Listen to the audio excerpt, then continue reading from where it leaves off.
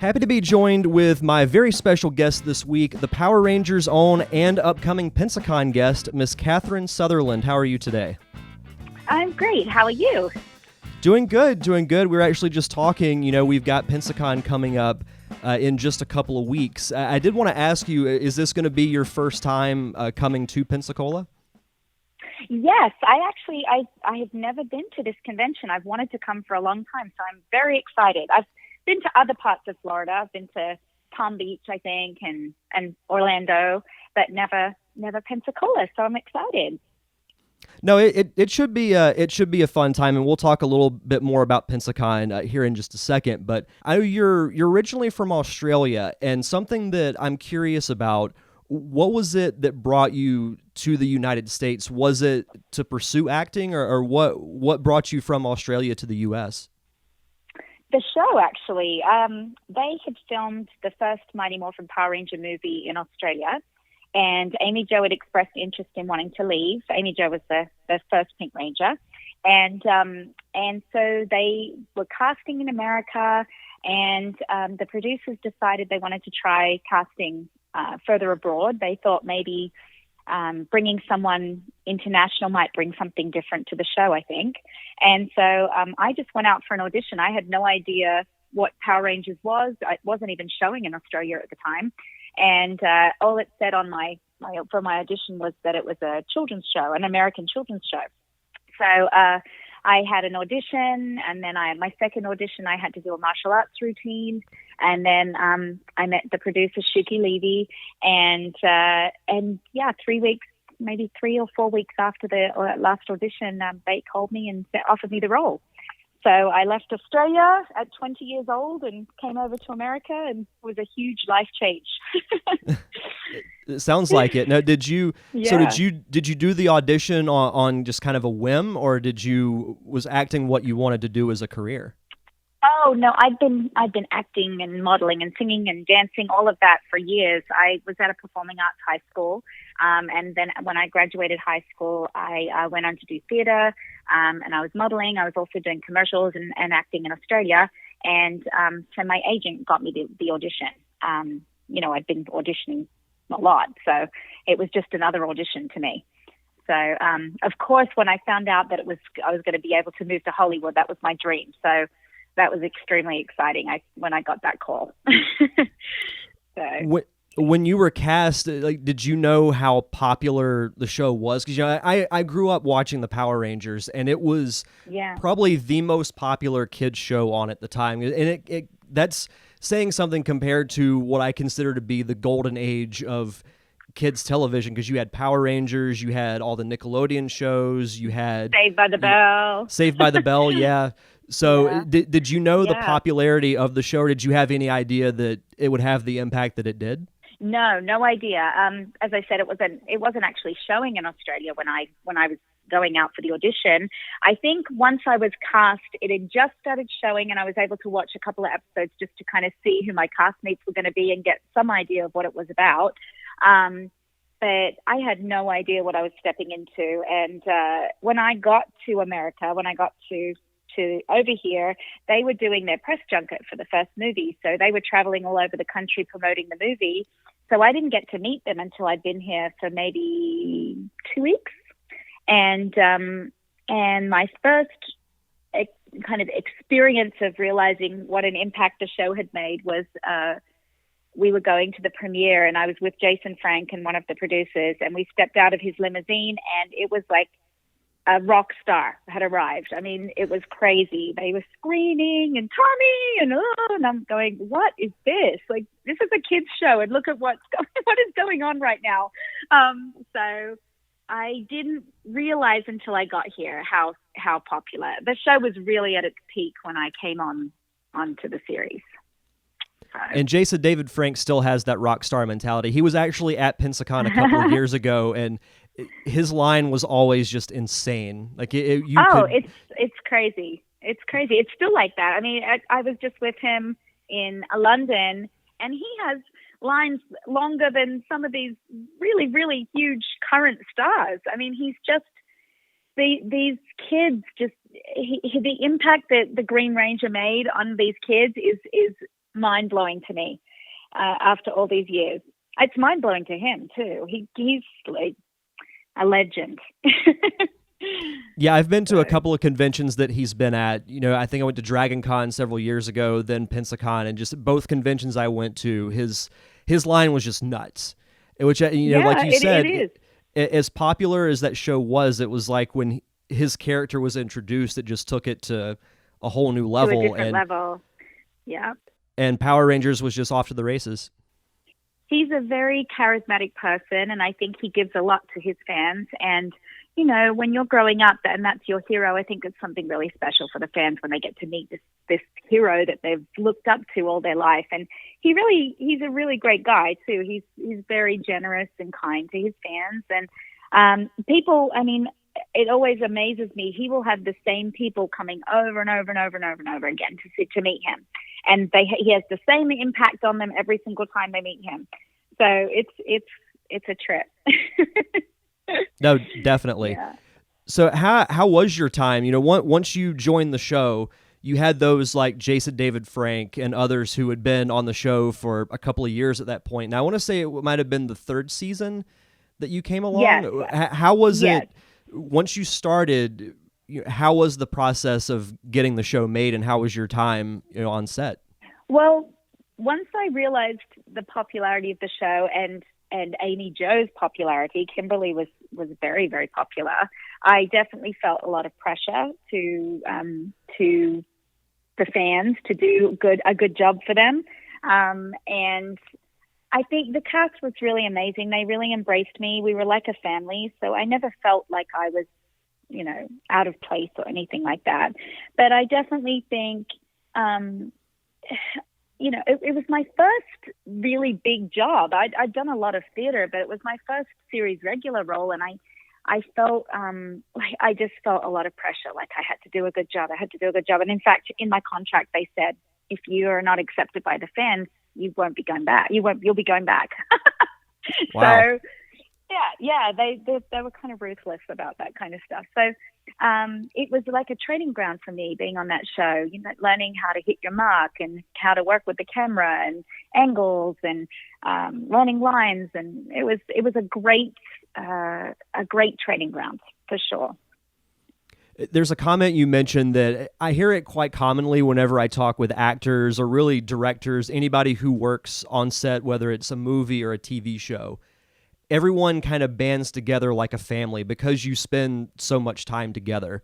Because you spend a lot of hours on set making films and TV shows happen. So you really develop, like you're almost forced in a way to bond because of the time you spend with each other.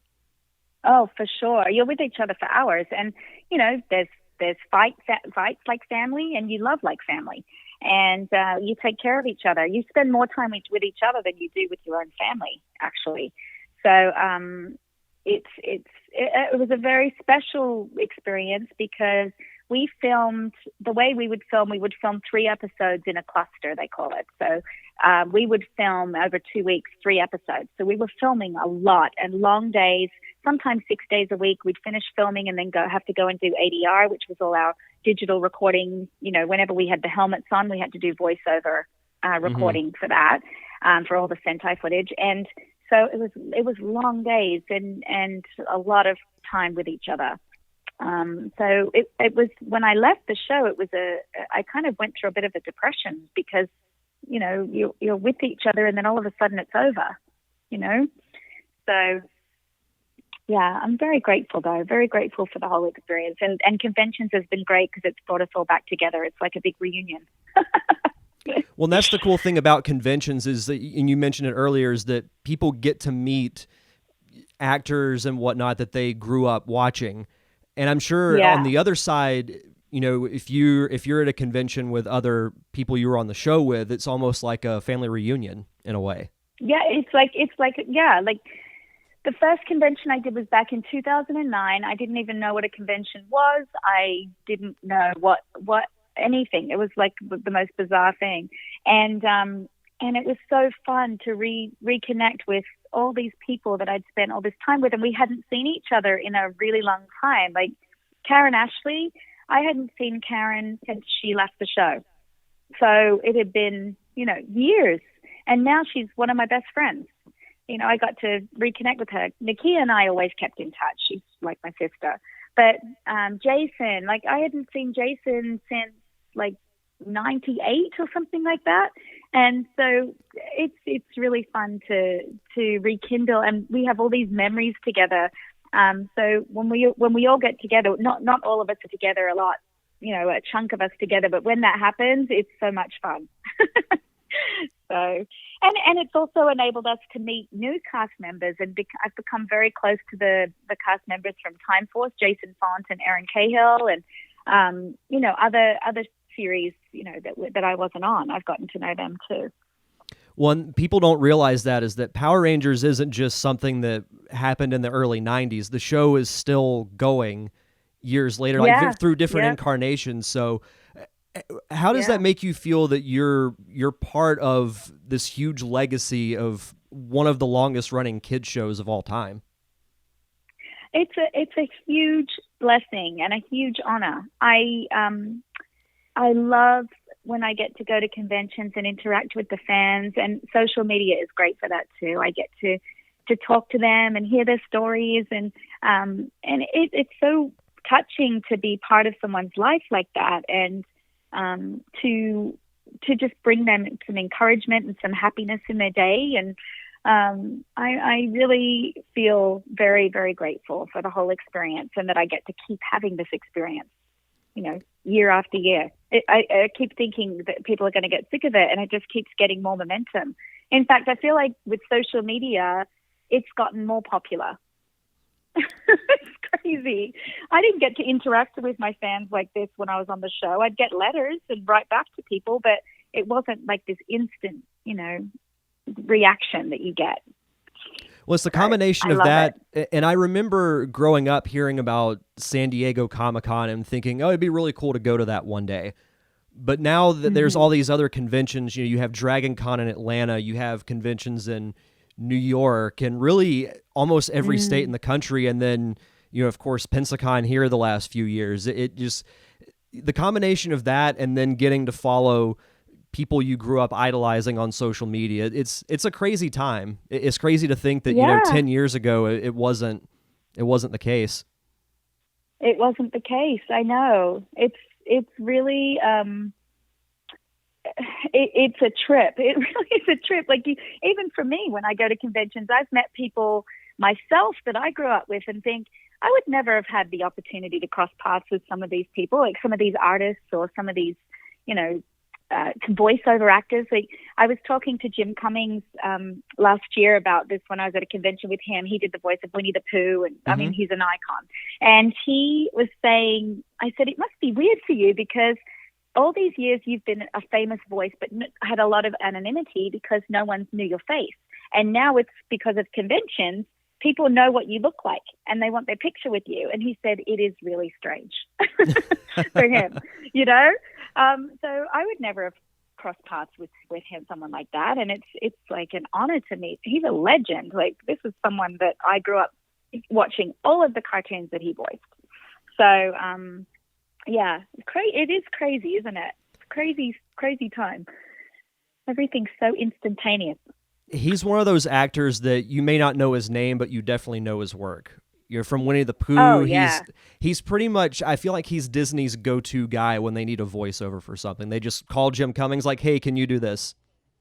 Yeah, he can do anything. I mean, if you think of the broad, he goes from Tigger to Winnie the Pooh to Taz to, I mean, it's like, what's the little guy in Princess and the Frog? Raymond.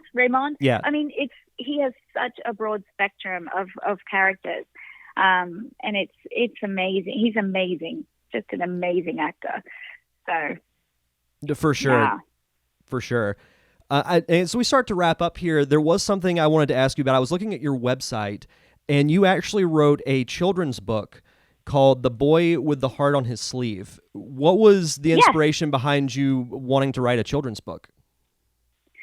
Well, I love to read. Well, my children are older now, but when they were little, I used to love to read to them. And I always really books that had a really strong message always resonated with me, that had a good moral message, books that kind of affected the parent and the child.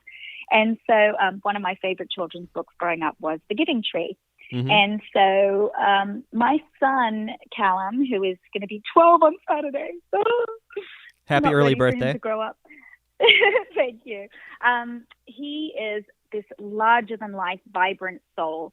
And watching him move through the world has really taught me a lot about how to be in the moment, how to be present.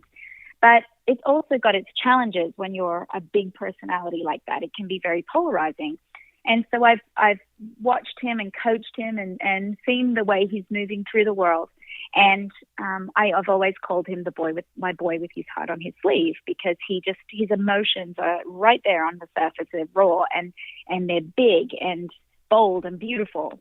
And I always have told him, when someone tries to knock you down, you shine brighter. Just shine brighter.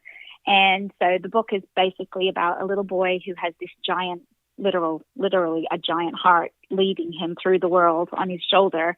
And he's making bad choices, or he's, being bullied because of who he is. And he learns to accept who he is and learn to share his heart in a way that's respectful and kind, and guard his heart, but still be who he is. So it's a good book actually, I've had a lot of parents that have kids that have special needs or autism, who have felt that this book really spoke to them, which I love, because, the Power Rangers community has a huge autistic audience. And so I have a special place in my heart for them. So I love that it's reaching them and touching them too. So, yeah. So, and I've got several others I've written that I'm looking for illustrators for right now. So stay tuned. There is more coming. That's great. No, and the cover for the book is really good too. It definitely pops, and I really like it a lot. Thank you. The artist, his name's Jerry Bennett. I really love that I wanted the drawings to be very childlike, but also very expressive, and he's done a really amazing job of capturing that. So, so I'm really proud of it, and I hope to be able to get more out there soon. So I'm also writing a novel, so whenever that gets finished, I hope to get that out there too. That's fantastic. Well, in closing, I also wanted to say, do you have a website or social media that you'd like to plug so the listeners can follow you? Yes. CatherineSutherland.biz is my website. I'm in Instagram. I'm Catherine_Sutherland. Catherine Sutherland Official on Facebook. And actually, Nakia Baris and I are about to launch a YouTube channel. It's going to be called Power Rangers Playback. So we actually just are setting that all up right now, and it'll be launching very soon. So stay tuned for that too. We'll have more information about that coming up. It sounds like you got some exciting stuff in the works. Yes, lots to look forward to this year. I'm excited. 2020 is going to be an amazing year. For sure. And also, you can also see Catherine if you are in the Pensacola area at Pensacon, which takes place February 28th through March 1st at the Pensacola Bay Center.